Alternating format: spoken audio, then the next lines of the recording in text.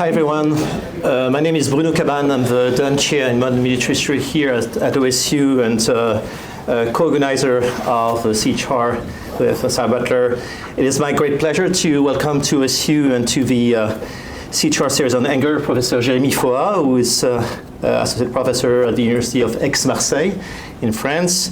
Jérémie, thank you so much for crossing the Atlantic, for a second time in a month, because 3 weeks ago you were in New Haven at Yale to present your current project on the environmental history of the wars of religion, and we're truly delighted to welcome you today. Jérémie is a former member of the Institut Universitaire de France and a former member of the Institute for Advanced Study at Princeton, where he spends the academic year 21-22, right? He's a renowned specialist of 16th century France, with the author of two recently published, among many other things, of course, two recently published monographs that have been very successful in France, and I really hope that they will be translated into English at some point. So if anyone here, or for those who watch the lecture online, if anyone knows someone in the publishing world that's read two amazing books to translate into English, Tous, ceux, tombent, Visages du Massacre de la Saint-Barthélemy, published in 2021. Beautiful title, it's inspired probably by Beckett's play, All That Fall, Faces of the Saint-Barthélemy Massacre of 1572. It's really a micro-history of the massacre, and Jérémie argues that there is nothing anonymous actually about the killings, that the Saint-Barthélemy's massacre was a massacre among neighbors, the work of individuals or small groups of killers who knew each other very well and who identified their victims precisely. So it's really the questions of the long-established socialization between the perpetrators and the victims, and also the question of the embodied knowledge used by the perpetrators of the massacre. And most recently, in September of 2024, so it's literally 6 months ago, Jérémie published Survivre, Surviving, une histoire des guerres de religion, history of the wars of religion, in which he studies how all the resources attached to the notion of community, space, language, friends, objects become unreliable in the time of a civil war. So it's really the question about also the eclipse of the implicit, which is one of the key points that you make in your book, and of course survival as a skill. So today's talk is co-sponsored by the Department of History, French and Italian, the Center for Medieval Renaissance Studies, and the Center for the Study of Religion. I would like to thank them warmly for their support. And the talk is called Do You Have to Be Angry to Slaughter? Reflections on the Saint-Barthélemy Massacre. Please join me in welcoming Professor Jérémie Foa. Thank you, Jérémie.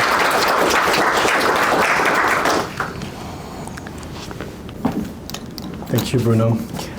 I would like to extend my gratitude to the Ohio State University Center for Historical Research, and in particular to Bruno Caban for inviting me to give this talk on anger. Anger in a specific context, the Saint-Bartholomew's Day massacre, an event I have explored extensively in my last book. During this massacre, some 10,000 French Protestants were murdered. The central question I wish to address today is the one posed in my title. Do you have to be angry to slaughter? What role did anger play in mass killings? After a brief exploration of how anger was understood during the Renaissance, I will try to examine its role in the massacre. To put it in a nutshell, the aim of this conference is to demonstrate that if anger played a role in the killings, it was a cold, controlled anger, the fruit of a long frustration and not an explosion of anger that came out of the blue. Here you can see a famous painting about a witness whose name is François Dubois. So to begin, in the 16th century, anger was largely perceived as a negative emotion because it deprived people of their free will, altered their behavior, and carried them away, distancing them from rational thought and reason. Erasmus considered that while passions belong to the private sphere, the public sphere should be governed by reason. It's widely known that Montaigne, in his essay, written between 1572 and 1592, at the height of the wars of religion, devoted an entire chapter to anger in 1578. Though I will read it in French, but the English translation is in blue, okay. Il n'est passion qui ébranle tant la sincérité des jugements que la colère. Aucun ne ferait doute de punir de mort le juge qui, par colère, aurait condamné son criminel. Pourquoi il n'est non plus permis aux pères et aux pédantes de fouetter les enfants et les châtier étant en colère? Ce n'est plus correction, c'est vengeance. Le châtiment tient lieu de médecine aux enfants. Et souffririons-nous un médecin qui fût animé et courroucé contre son patient? Nous-mêmes, pour bien faire, ne devrions jamais mettre la main sur nos serviteurs, tandis que la colère nous dure. Following the Stoic tradition, Montaigne saw the angry man as a slave to passion rather than a free agent. Actions and judgment made in the grip of anger, he argued, could never be just. With wrath, said Montaigne, it's passion that commands, it's passion that speaks, and not us. Similarly, John Calvin noted that, according to St. James, an angry man ceases to listen to God. Le courroux aussi est condamné, en tant qu'il entre rond comme en faisant bruit ou empêche l'audience que Dieu veut lui être faite. Car Dieu ne peut être oui, sinon que l'esprit soit posé et paisible. No matter how different these authors may be, we recognize here in their texts the influence of Hippocrates' theories of humor. In 16th century France, anger was commonly called chaude colle, hot bile. It was understood as an imbalance, an overflow of yellow bile, the direct opposite of reason. Nathalie Zemon Davis, in her book Fictions in the Archives, showed that criminals could strategically plead hot bile to explain their crimes and seek a pardon from the king.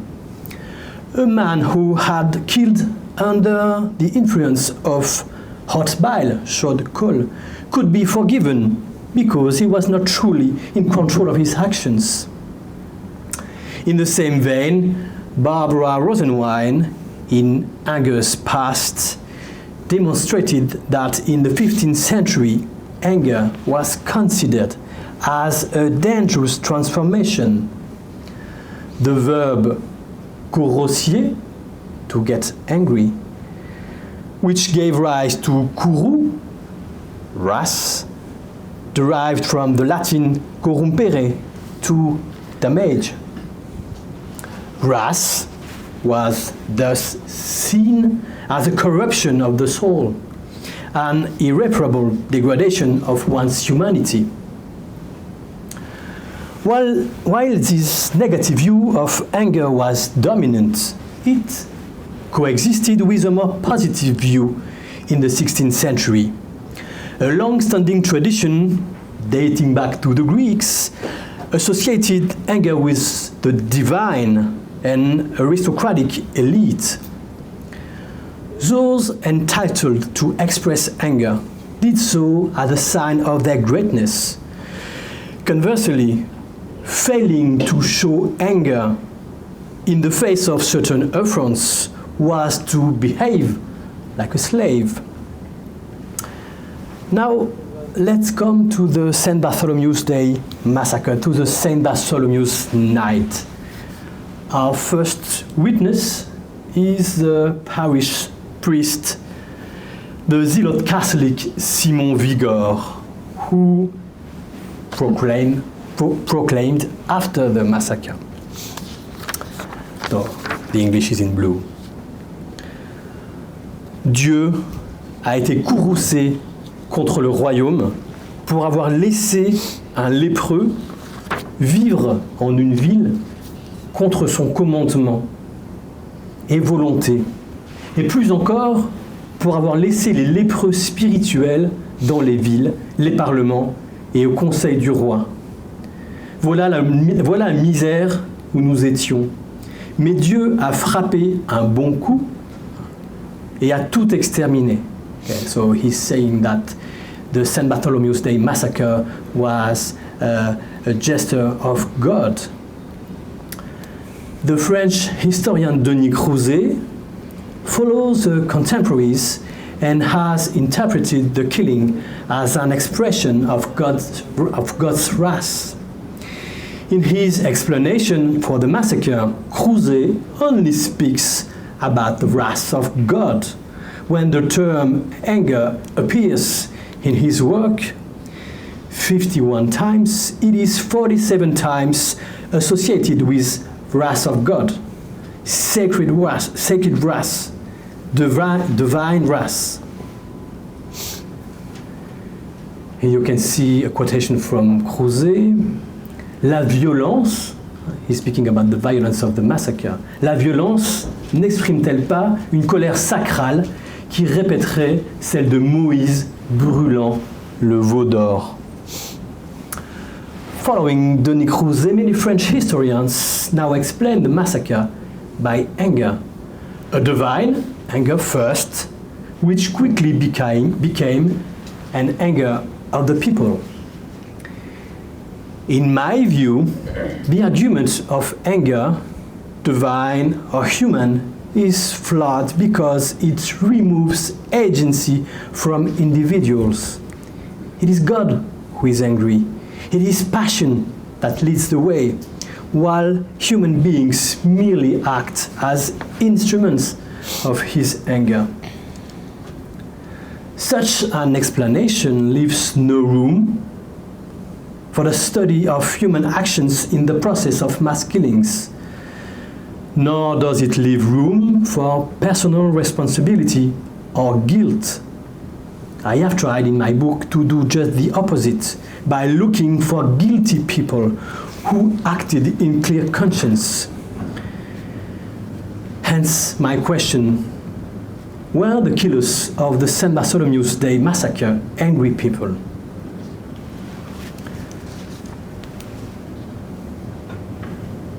One of the challenges of this research is that it necessarily describes emotions from an external perspective, as the killers never left testimonies revealing their intentions or feelings. They never wrote about their actions.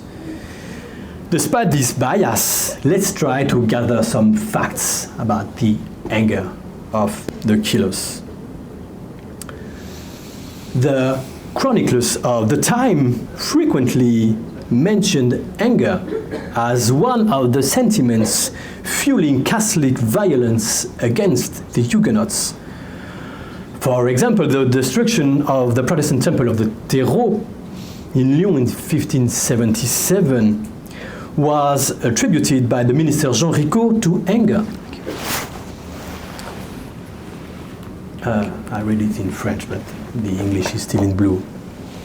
Enfin, leur colère, their wrath, enfin leur colère se déchargea sur ce beau commencement du temple des terreaux, lequel ils mirent tout par terre.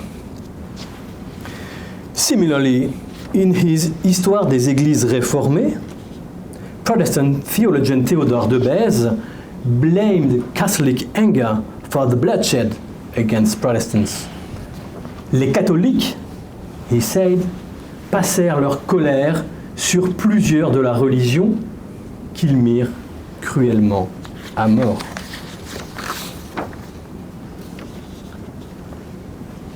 On the other side, 16th century Catholic historian Claude de Ruby did not hesitate to attribute the massacre in Lyon to what he called reasonable and righteous anger. For him, anger could be reasonable and right. He's talking really about the massacre. He's writing a few months after the massacre in Lyon. Mu d'une juste et plus raisonnable colère, le peuple catholique se rua sur les protestants d'une main furieuse le dimanche 25 août 1572 et fit la vengeance d'une main si juste et si sainte querelle en laquelle il semble que le ciel et la terre étaient bandés avec eux. According to this Catholic historian, anger could therefore first be an explanation, second, be both just and reasonable. Anger, for him, anger during the massacre was moral and did not exceed reason.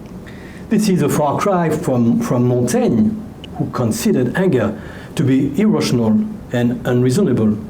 For Claude de Ruby, anger came to correct a past injustice. Righteous anger belonged not only to God, but also to men, moreover to ordinary men.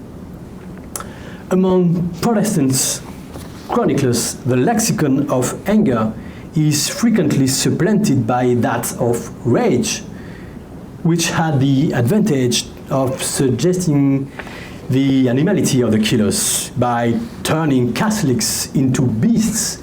They are not angry, they have rage. Let's read, for example, this witness, John Botzheim, for example, who is a German Protestant who was in Orléans during the massacre and wrote her testimony a few months after. La rage of the people. La rage du peuple se déchaîna partout, et chacun eut pleine liberté de piller à son aise, de voler, tuer et massacrer les Huguenots. D'infinies cruautés, barbaries et actes sauvages furent perpétrés ces jours-là. On n'entendait parler que de massacres, extorsions, spoliations de tout genre.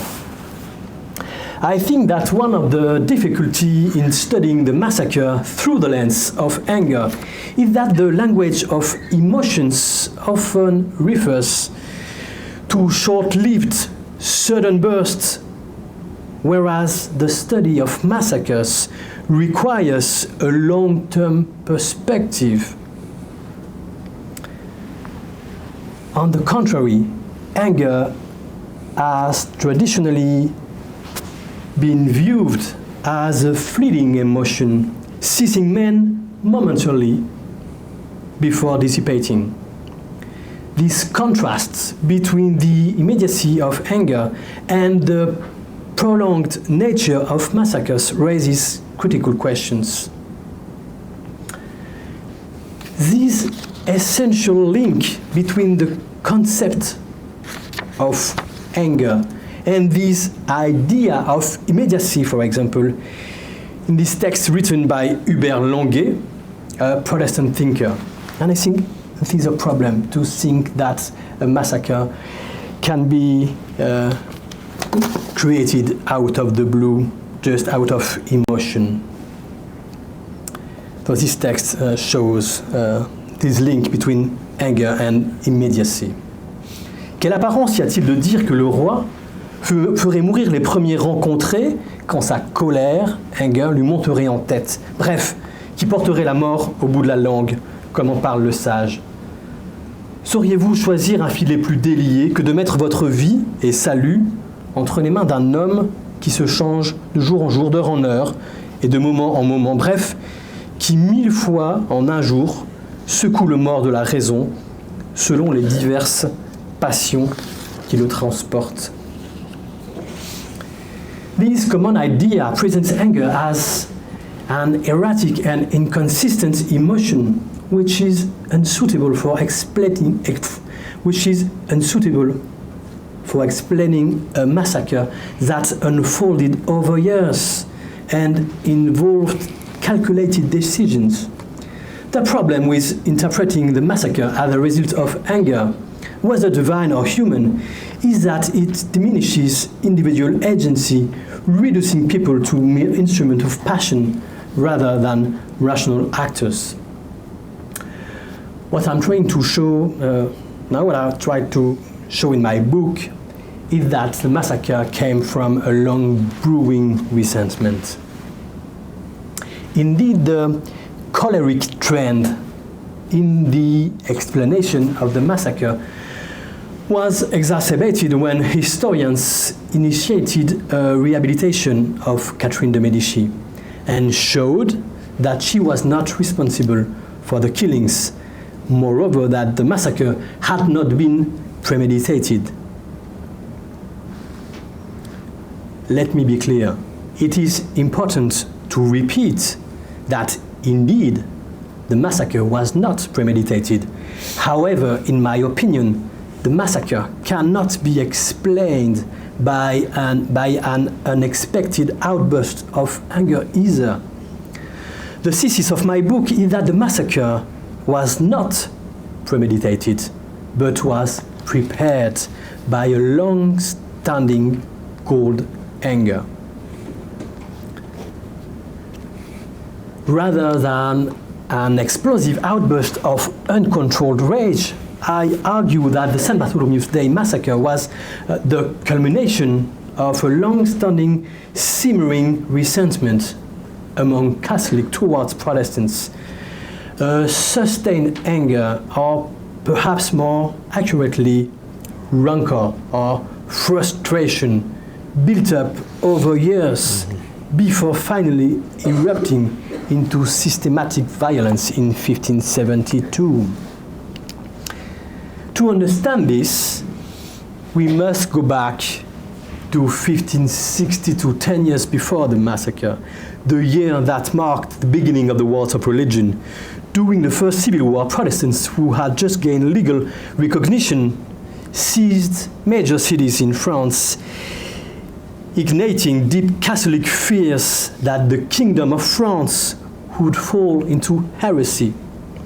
This moment, 1562, of perceived humiliation and loss laid the groundwork for the desire of revenge.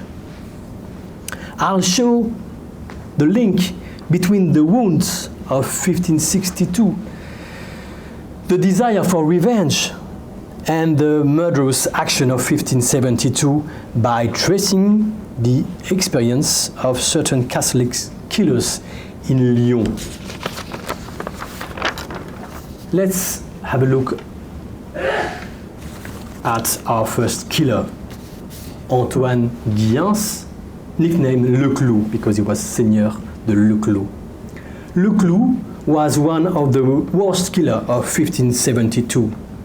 We can start by reading a witness who mentions Le Clou's action during the massacre. Or, peu de temps après, et environ les 3 heures après-midi, voici venir le capitaine des arquebusiers de la ville, Le Clou, maintenant capitaine et conducteur des bourreaux, avec une troupe d'enragés, la plupart desquels portaient des grands coutelas et cimetères. Sitôt qu'il fut entré en la grande cour, Le Clou dit tout haut à ses prisonniers « Il faut mourir ». Et s'étant tourné vers ses serviteurs bourreaux, leur dit « Sus dedans, en besogne », n'ayant pas oublié de leur demander la bourse pour son butin. Quant à lui, il monta sur une galerie pour avoir le plaisir d'un tel spectacle. Les bourreaux commencèrent à s'acharner de telle rage et barbarie contre ces pauvres prisonniers, sur lesquels ils charpentèrent de telle furie qu'en peu d'heures, tout fut taillé en pièces, sans qu'un seul en soit réchappé. Tous presque furent meurtris, étant à genoux et priant Dieu. So this is the action of Le Clou during the massacre in Lyon. It turns out that Leclou was traumatized by the year-long Protestant occupation of Lyon in 1562. In 1572, 10 years after, he had been brooding over his revenge for 10 years. Luckily, I found his will, which dates from 1579. In his will, Leclou mentioned two men, François de Sala and Claude de Fenoil, which is of course a meaningful gesture. One was dead, François de Sala, the other, Fenoil, was still alive. Though the main killer of 1572 in his will mentions the champions of the Catholics' resistance against the Protestants in 1562.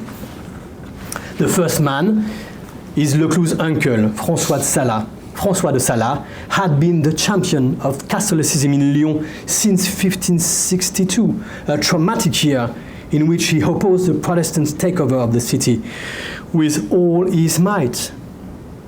For Lyon's Catholic, 1562 was a date to be wiped clean from memory.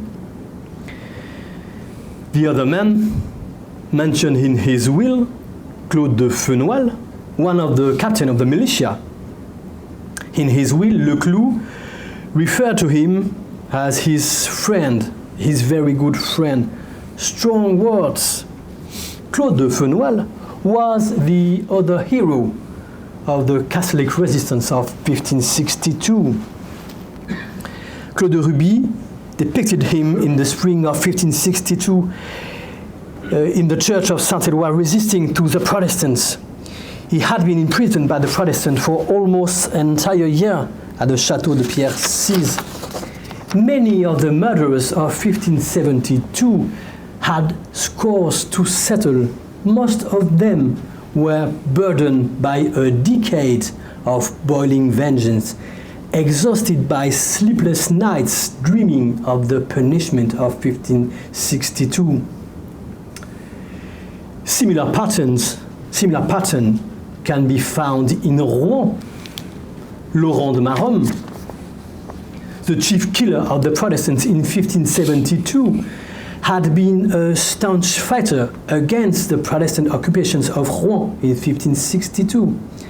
After 6 months of Protestant rule in Rouen, during which Catholic Mass was banned of the city, Catholics were expelled or imprisoned.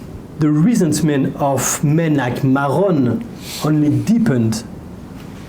By 1572, they saw the massacre of a long overdue reckoning. This is how you can see kind of a Aristotelian view of anger, because Aristotle links anger with pleasure, the pleasure of revenge. The massacre is the culmination of years of methodical harassment. To support these arguments, it is crucial to examine the judicial harassment of the Huguenots between 1568 and 1570 during the Third Civil War. During these years, radical Catholics working with the militia in Paris massively imprisoned Protestants, forcing them to flee the city or to renounce their faith. In Paris, Protestant prisoners who wanted to be freed had to swear to convert to Catholicism, a promise they often broke. In the archives of the Parliament, I've found hundreds of petitions from imprisoned Huguenots asking and obtaining their release. The repeated arrests and the equally numerous liberations created a huge frustration among Catholic militiamen who felt that justice was too lax. This frustration is key to understanding the cold anger of 1572. Radical Catholic militiamen felt betrayed by the justice system and the king. This challenges the idea of a massacre as a mere outburst of uncontrollable rage. The responsibility of the killing lies not with an anonymous mob in Paris, but with a small group of men trained to persecute the Huguenots. Since at least 1568, the complaints of the Huguenots from 1568 to 1570 found in the criminal archives show that the massacre did not arise suddenly in 1572, but was the outcome of a long-standing pattern of persecution. Let's first have a look at this petition you have here on this slide. It is a complaint, the complaint of a Huguenot merchant whose name is Nicolas Godefroy. In his complaint, this Huguenot merchant asserted that during his incarceration in 1569, he had been robbed of money, of a horse and papers. At the end of his claim, he denounced by name the men. Not hundreds of men, but a few men. The men of the militia responsible for the theft and for his arrest. Two men, he denounced two men by name. You can see the name here. He blamed two men, Croisier and Chenet, for the arrest and the theft of his money. Another archive here from a woman named Marie Passard. Marie Passard was a woman, a Protestant woman, arrested by Croisier in 1569. She addressed a petition to the parliament to be released. And in order to be released, she promised the parliament to behave as a good Catholic in the future. And she did not keep her promise. Antoine Saunier, a feather merchant who belonged to the new religion, was arrested at his home in 1568 by the militiaman Thomas Croisier. So as you can see, there are not thousands of names, but every time the same names. When I read these, and I mean repeatedly read these names, those two names, Croisier and Chenet, I wanted to learn more about those men. After investigation, I could establish their pedigree. Their full names were Thomas Croisier and Claude Chenet, two powerful and charismatic men in Paris. The examples of their action between 1568 and 1570 are endless. The brothers Ecole, who were Huguenots, accused Thomas Croisier of having kept all their chests confiscated during their arrest. They accused Thomas Croisier of the robberies. The same names always come up. Only 3 men from the militia were involved in 3/4 of the complaints for theft. As usual, Thomas Croisier, you know him, Nicolas Pezou, and Claude Chenet. Let's now open another type of archive, the register of the Conciergerie, the main prison in Paris. You can see the first register. I counted 572 Protestants who were jailed in the Conciergerie between 1578 and 1570. They came from all over Paris, from all social backgrounds. They were the people who petitioned to the court. In the margin of the register, you can read the reason for the incarceration. Most of the time it's written heresy. more interesting, the name of the man who proceeded to the incarceration was always listed. And I don't know if you can read 16th century French, but it's written here. Amené prisonnier par Thomas Croisier et Claude Chenet.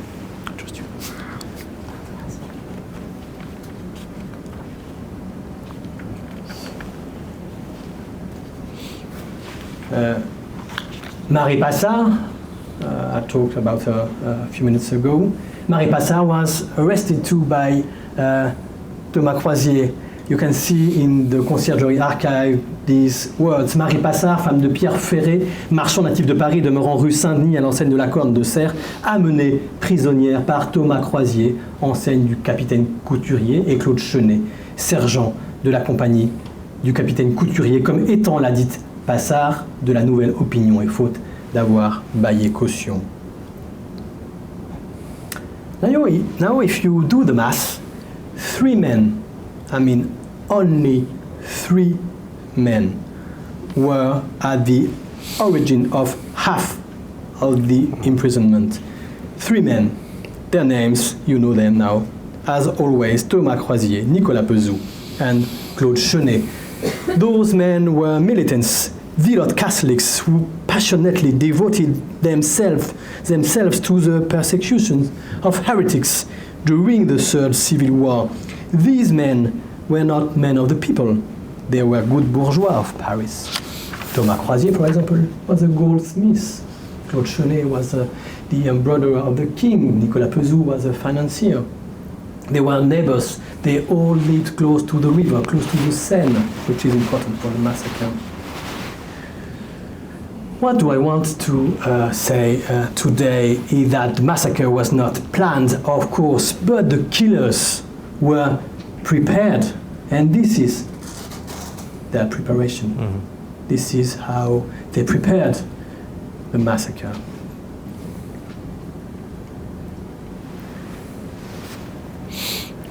Now, if you wonder, maybe you don't, but if you wonder what did happen to the plaintiffs of 1568 during the massacre of 1572, there is no surprise. Remember Antoine Saunier? He had been arrested by Thomas Croisier in 1569. As soon as the massacre began early in the morning, the killers, and by the killers I mean Thomas Croisier, entered his home on the Pont Notre Dame and slaughtered him. What happened to Marie Passard and her husband Pierre Ferré? You may remember that it was Thomas Croisier who had arrested Marie Passard the night of the massacre, the men of the militia. The friends of Thomas Croisier, and maybe Thomas Croisier himself, came to get her at the Corne de Serre. The address they had noted in 1568 in this document. Okay, so here they have the address of the future victims of the Saint-Barthélemy.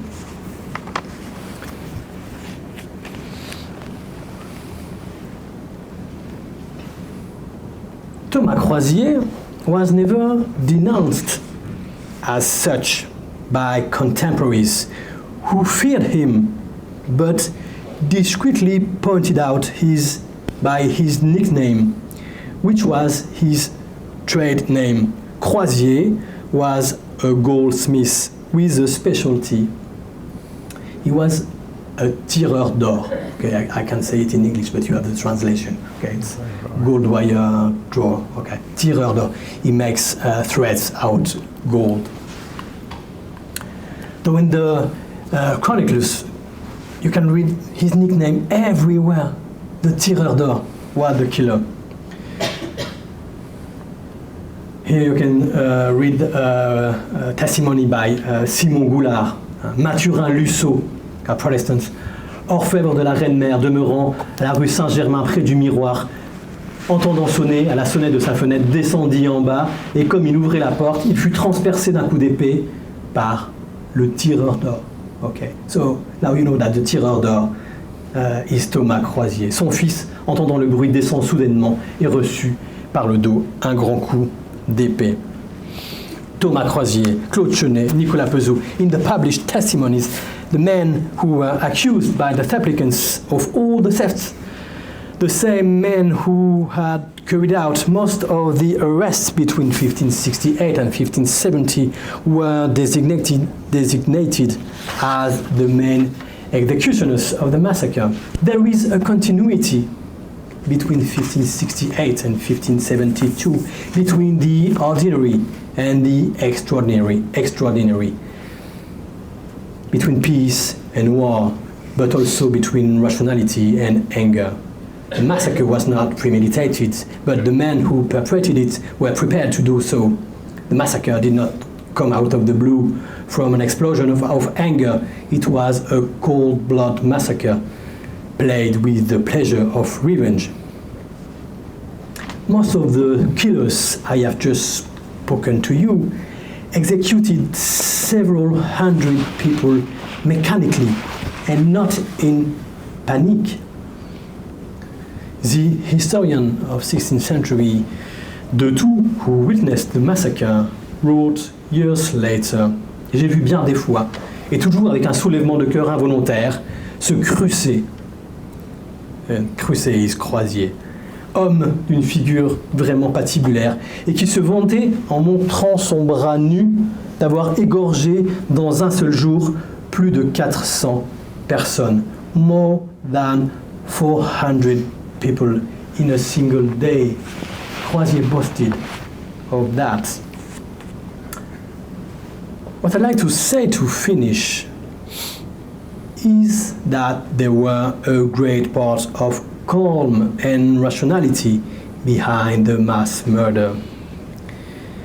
Much has been said about the din, the fury and anger of those nights.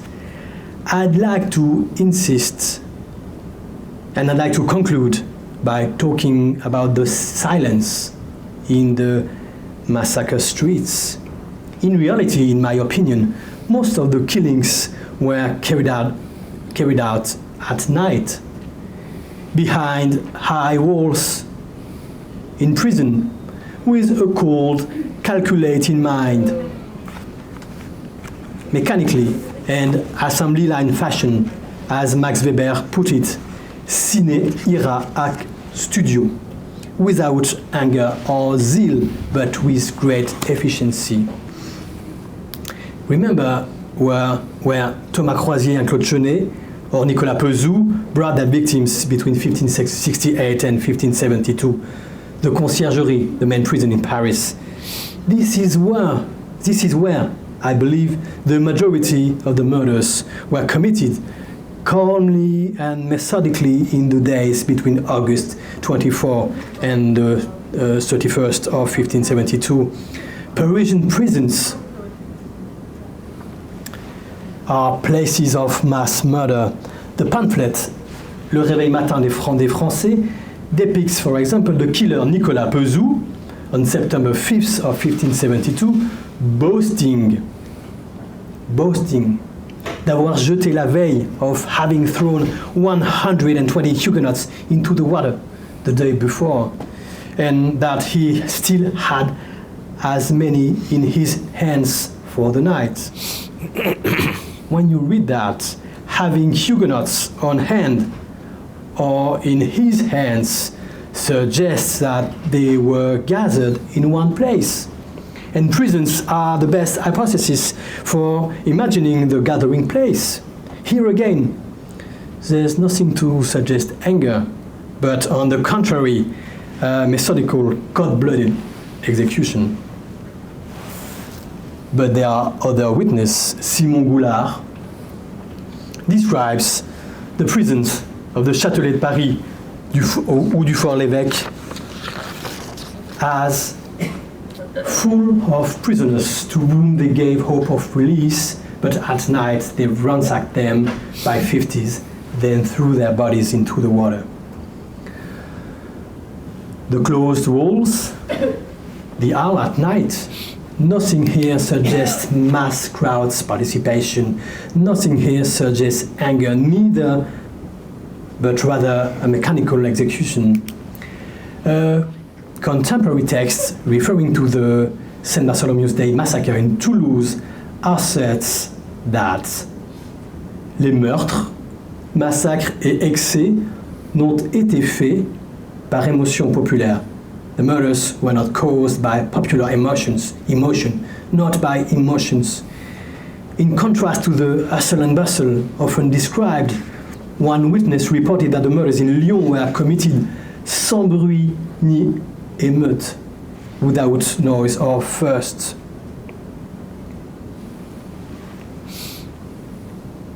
Finally, I will give the floor to Montaigne, who characterizes his time, the time of the civil wars, not by anger, but by cruelty.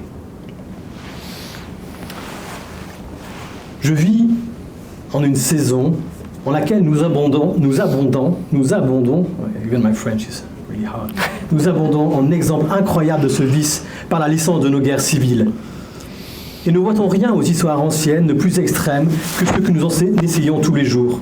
Mais cela ne m'y a nullement apprivoisé. À peine me pouvais-je persuader, avant que je l'eusse vu, qu'il se fût trouvé des âmes si farouches qui, pour le seul plaisir du meurtre, le voulussent commettre. Hacher et détrancher les membres d'autrui, aiguiser leur esprit à seule fin de jouir du plaisant spectacle, des gestes et mouvements pitoyables, des gémissements et voix lamentables d'un homme mourant en angoisse. Car voilà l'extrême point où la cruauté puisse atteindre. Ut homo hominem non iratus non timens tantum spectacularus occidat. That will be my last word. What is the greatest cruelty? To kill a man without anger. Thank you for your attention. Thank you very much, Jérémie. Thank you for that wonderful talk, and thank you for ending with this fascinating quote by Montaigne. I have a microphone. It's not going to amplify your voice, but we need that for the recording. So open the floor for questions. Who wants to start?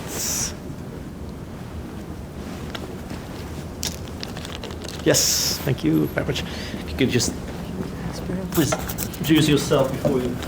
I'm Jennifer Wilging in French and Italian. Can you hear me? I do. So the paintings that we know of the massacre, are they pure fantasy then? Yeah, let me show. Yeah, this one. Mm-hmm. Yeah. It is not pure fantasy, of course, because it's one of the witness, François Dubois. He was in Paris during this massacre. He escaped. He went to Geneva and he painted that. But for me, it's just a small part of the massacre. It's something, and it's something which was public, with a lot of people, with a crowd. But it's not like photography. It's a pamphlet, actually. You can see here.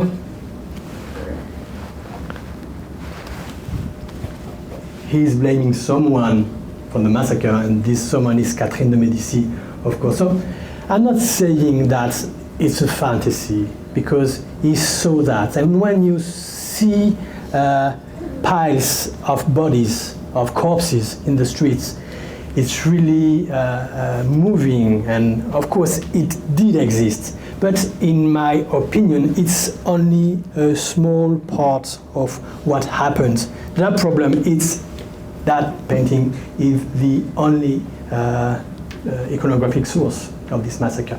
For me, in my opinion, the vast majority of the killings were made just not here, but here, in the conciergerie.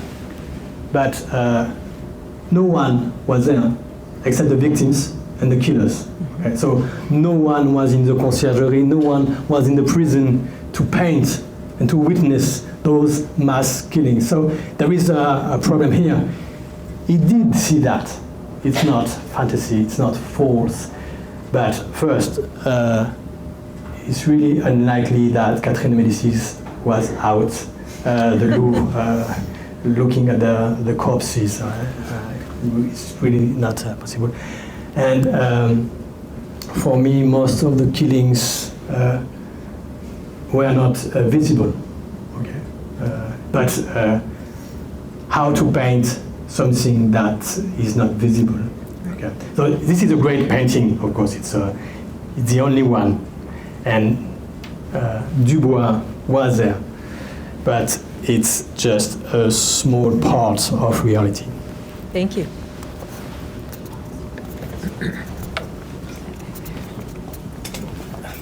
Hi, just to note that could be a catalog rather than a scene. It's not uncommon, like Bruegel's children's games. It doesn't have to actually be something that you saw. It could be all kinds of things that happen that are just put together into a portrait. Yeah, definitely, because... Which would be very different from taking it as a scene. Yeah, you can see there are different moments painted here. You can see Coligny here, and Coligny here, and Coligny here, and Coligny there. Okay, it's all different moments in the same scene. This is the defenestration. Yeah, out of the window. Here, Coligny is emasculated.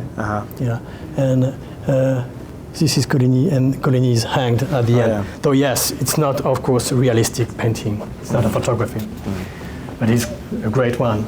I'm gonna give a talk in Lausanne close to this painting in a few months. I think I'm going to say it's a great painting. Hi, thank you. I'm Tina Sessa. We met a few minutes ago. I have a kind of very broad question about what role anger might have played at all in the story you're trying to tell. I mean, you've made a very strong case for not seeing anger as this kind of ultimate cause of, and I think, it's hard to imagine an event on this scale being triggered organized entirely around a small group of people's anger. On the other hand, it comes up in your sources. And I'm just wondering if you could talk a little bit about how anger functions as a kind of explanatory framework. What patterns you see. I felt like when you were early on, you noted the Catholic sort of take on this, discussed it in terms of divine wrath, which of course is this really ancient way of sort of making sense of these things, biblical, among other things.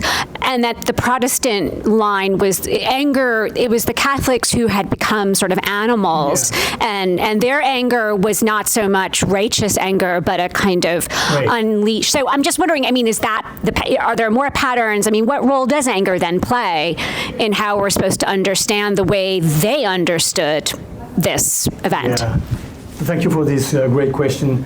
Of course, one of the main problems to answer this question is that the killers never spoke about their killings, about their feelings, about their emotions, So I would love to find a testimony of Thomas Croisier or Claude Chenet. I didn't find their will, for example, their wills. So their emotions are always described from the outside.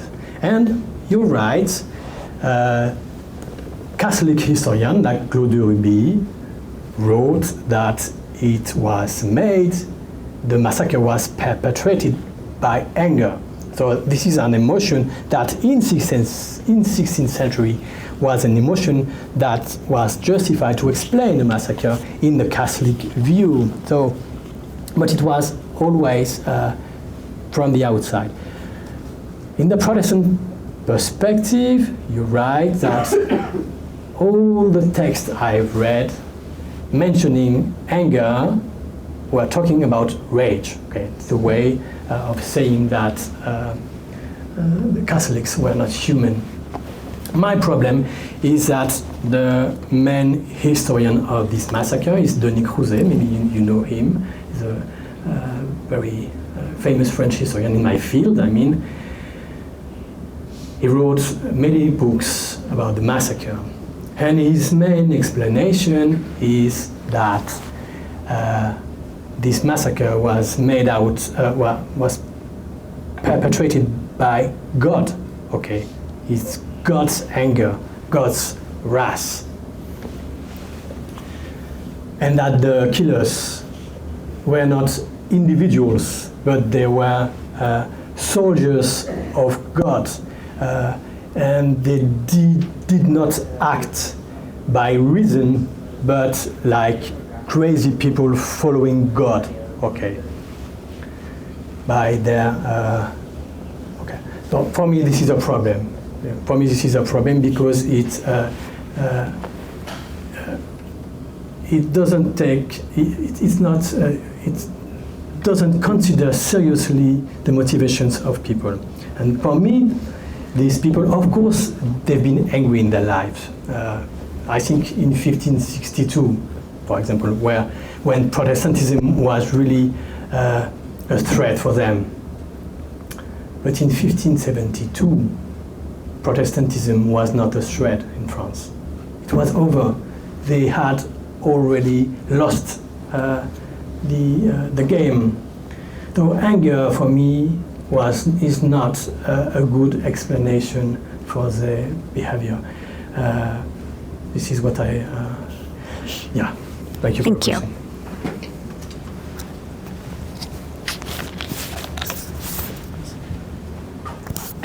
I'm going to continue along the same vein, if that's okay. And again, I think it's really interesting. I mean, you are here making a distinction between rhetoric about anger versus the actual emotions of anger. And I do want to take us back to the rhetoric because you started early on with hot bile. And when we look at all the medical theory from the time, the problem with that hot bile, it's boiling inside. The fumes addle the brain, so you actually can't think straight. Definitely. Which, gives you a great excuse for doing terrible things. Is that part of the reason why we have those statements of they did this without anger? There was no emotion? Is it to say that they were not being irrational?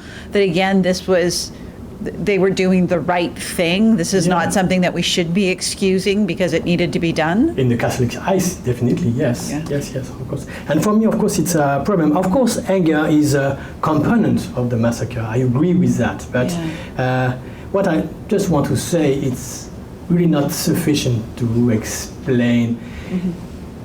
Maybe you need to be angry to slaughter, but it's not enough. It's never enough. Anger is not sufficient fuel for a massacre, sufficient fuel for the massacre. If you want to explain the massacre of the Saint-Barthélemy, you have to explain some precise facts. How did the killers know their victims? How did they know their faces, their addresses? How did they know where they lived? Okay. All these kind of decisions you have to take during the massacre, it's really rational. Oh, we have to go to find this man because he's a Protestant and he lives in these streets. This is not craziness. This is a very methodical plan. Okay, I think anger is there, but it's not the decisive component of the massacre. Could I be rude and just momentarily ask a question for somebody else? Jeffrey Parker couldn't be here today, but you have done a good job of explaining that you really think this was not premeditated. So Catherine de Medici was not involved, the king was not involved. Jeffrey wants to know, what about Philip II? Because there have been a lot of accusations that Philip II was involved in planning some of this. Anything that you came across to suggest that might have been the case? Anything that I came across, no, because this is not the kind of archives I looked into. I looked into the notarial archives, and into the notary there is no Philip II. But I can answer from what I know. Though of course Philip II, the King of Spain, has been accused not of the massacre, but of the killing attempt against Coligny. Okay, maybe I don't know if you do know, but 2 days before the massacres, Coligny, who was the military chief of the Protestants, was a victim of an assassination attempt. Okay. This was really important to understand the massacre. And it's a possibility, but nothing has never been proved. There is a slight possibility that this assassination attempt against Coligny was decided and paid, mostly paid, by Philip II. Okay? And there is a reason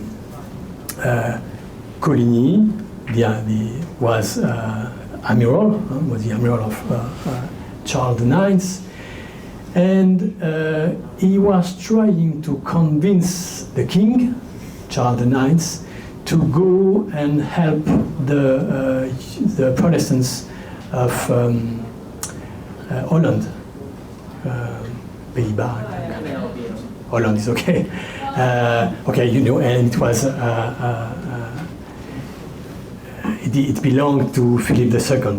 So maybe that Philip II decided to have Coligny killed to avoid that French army would be sent into Holland to help the Protestant from Holland.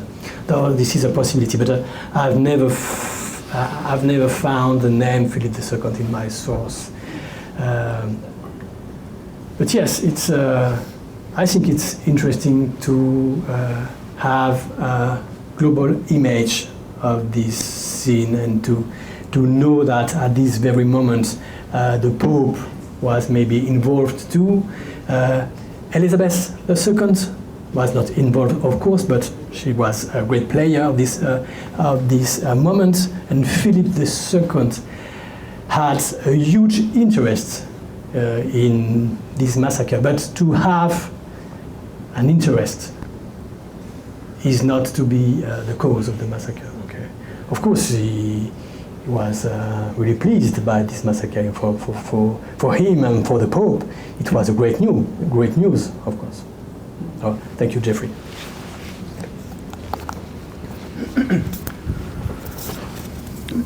Hi. Could you comment on the legal repercussion, the prosecutions that don't really happen afterwards? Because what I don't get is the killers that you described are sort of connected to the police system and the legal system. And so if they don't get any repercussion, or if they are pardoned, or I don't know, for what happened, then isn't the legal system validating the actions as part of a strange cleansing of society rather than a random massacre that happened? Yeah. So the killers, somewhere, the killers like Thomas Croisier are here.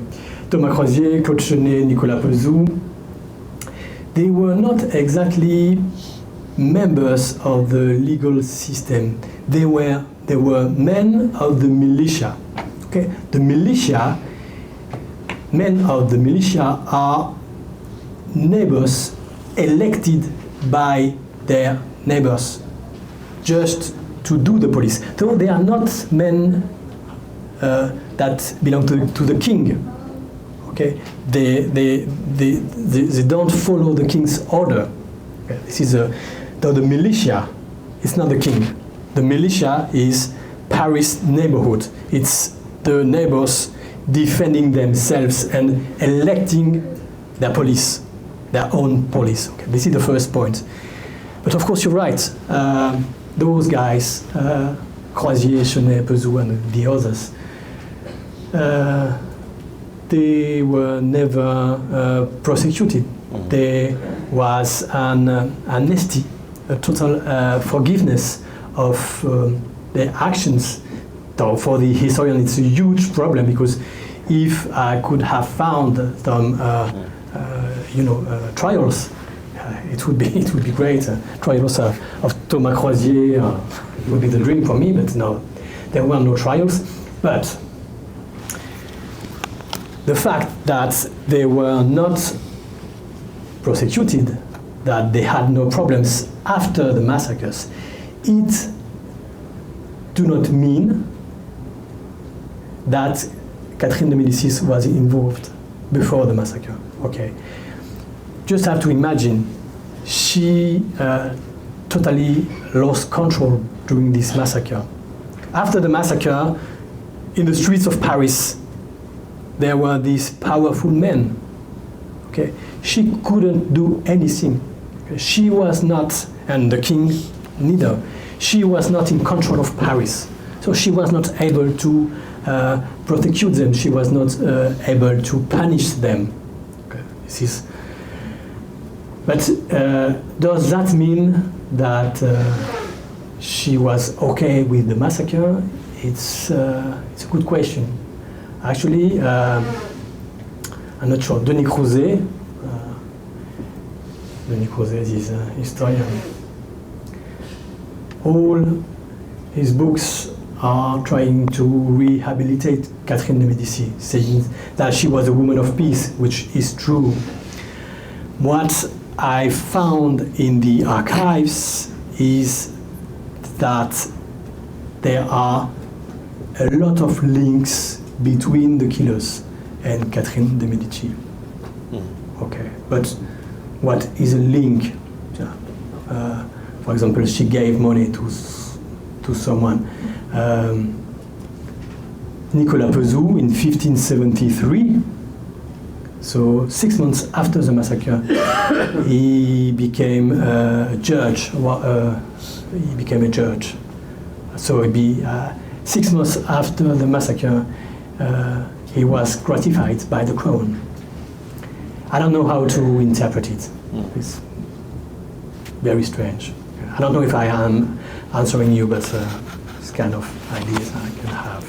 Jérémie, can I ask you a question as a non-specialist? It's tempting, the title of your talk. Yeah. It's a reference to a famous article published in 2003 in Genèse, Nicolas Mariot. It's called Faut-il être motivé pour tuer? Do you have to be motivated to kill, right? Yeah. So I have a question about your reading of literature on the 20th century and the dynamics of violence in the 20th century. And I know that you read a lot of work on that period, so I'm just, again, curious about how you engage with that literature and the kind of influence that you receive from the work on World War I and World War II. Yeah, thank you, Bruno, for this question. Yes, for me it was really truly important to read historians of 20th century, working on 20th century massacres, violence, and especially World War I. These debates, you know it very well. These debates, for example, between Stéphane Audouin Rousseau and Nicolas Mariot. I've read a lot. For me, for example, the reading of Christopher Browning was decisive in the way. Ordinary Man. Yeah. Yes, I don't know the English name, but it's the title. Ordinary Man. Yeah. It was really important because Christopher Browning shows in his book that ordinary men can be mass murderers, and they were not Nazis. So this is a way to say that preparation, the frame of the massacre, the people you are killing with, for example, Thomas Croisier and Claude Chenet and Nicolas Pezou are friends. This dimension of friendship, for me, it's really important. It's a way to say that it's easier to kill with your friends around you. Okay, so this is for me. When I read Christopher Browning or Nicolas Mariot, it's a way to say that religion, of course, is important, but it's not sufficient to explain the massacre. Okay, it's maybe you've understood that one of my colleague I'm fighting with is Denis Crouzet. He's a youth. I'm totally admire him. But okay, for Denis Crouzet, religion is the fuel of the wars of religion, the fuel of the massacre. Okay, you can explain for him the massacre, but anxiety, religious anxiety. And so this is a way to put religion really in the very heart of the wars of religion. It was at the time in the 90s really important, okay, because the historiography then was really Marxist and material historiography. Okay. for me now, 30 years later, to try to find other kind of explanations. Of course, religion was important, but for me, friendship is important. Preparation is important. In my book, I try to explain the massacre without speaking of religion. I think it may look strange because I know those men were zealot Catholic, okay.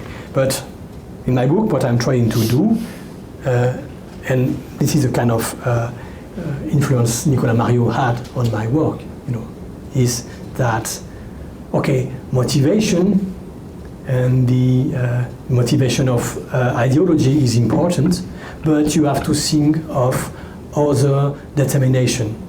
Okay, this is what I'm trying to do, to find other determination that are really decisive to understand the massacre. That's religion, ideology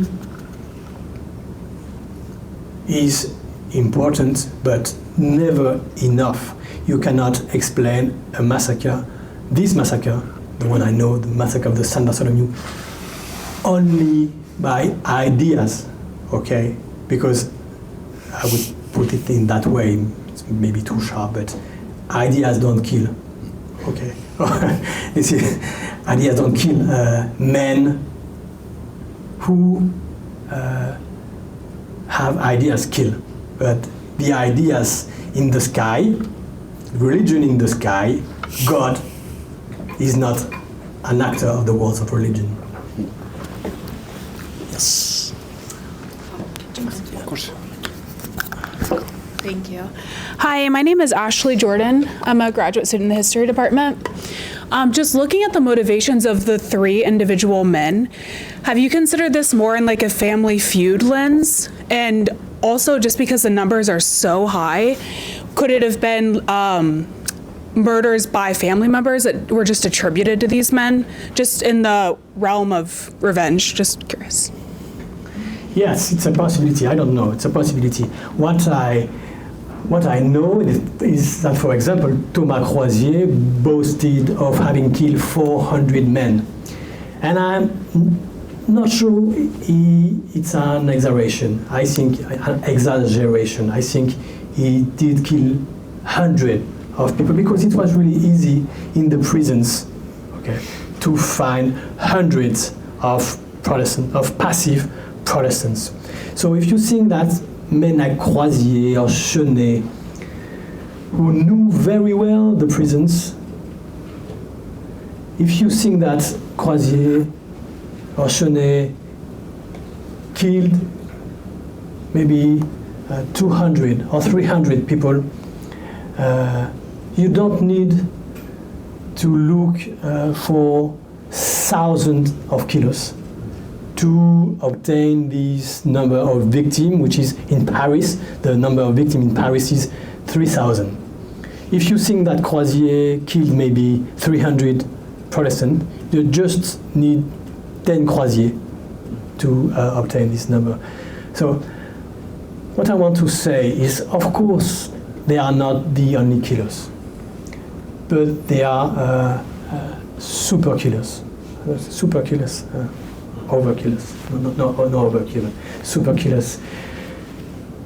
Your hypothesis, yes, it's a possibility too. We don't have that many testimonies on that. Yeah, sorry, just to follow up, I'm not familiar with 16th century France law, but just in terms of could it be the legal loophole of why they maybe weren't punished? Sorry, could you rephrase? Yeah, sorry. Is it possible that that is the reason they were not legally punished? Is that it was under like family feudal law? Yes, it's a possibility. But the main reason why they were not prosecuted is because Catherine Médicis wanted peace, and at the end of every war, she decided an amnesty of. So the Saint-Barthélemy massacre was one of the other amnesties in this time.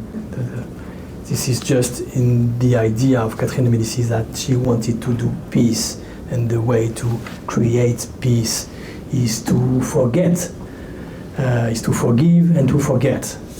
This is what she tried all her life is to forget. So forgiveness is the reason why we don't have trials on this massacre. Thank you.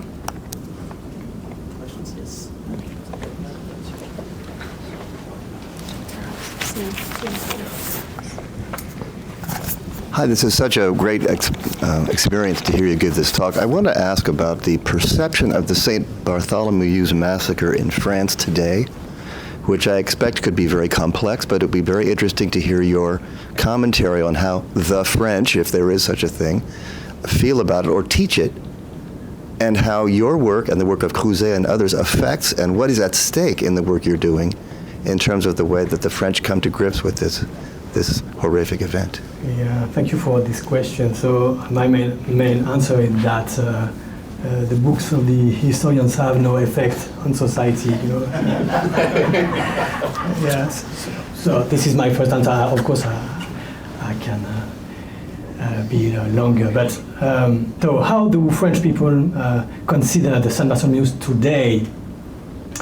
I think for most of French people, they don't know anything about this massacre. There is a memory in the Huguenot community about this massacre. My book it was a success in terms of for the book source, but I wouldn't say it made a change in the French conscience of this event. If you ask in the street people, do you know the massacre? I would say that most of French people have only this idea from the movie of, maybe you know this movie of Patrice Chéreau, La Reine Margot, from the book of Alexandre Dumas, which is a very good movie and very successful in the 90s. And it's very old-fashioned historiography. So if you ask a French guy of my age who watched the movie 25 years ago, Catherine de Medici is guilty. So I'm pretty sure that a lot of French people do think that Catherine de Medici is guilty. We have time for one final question. No? I'll ask one. Oh, yeah, sure. Yeah. Thank you. Could you call this political violence? And I'm also thinking in terms that political violence doesn't have to be ideological. It can be very personal.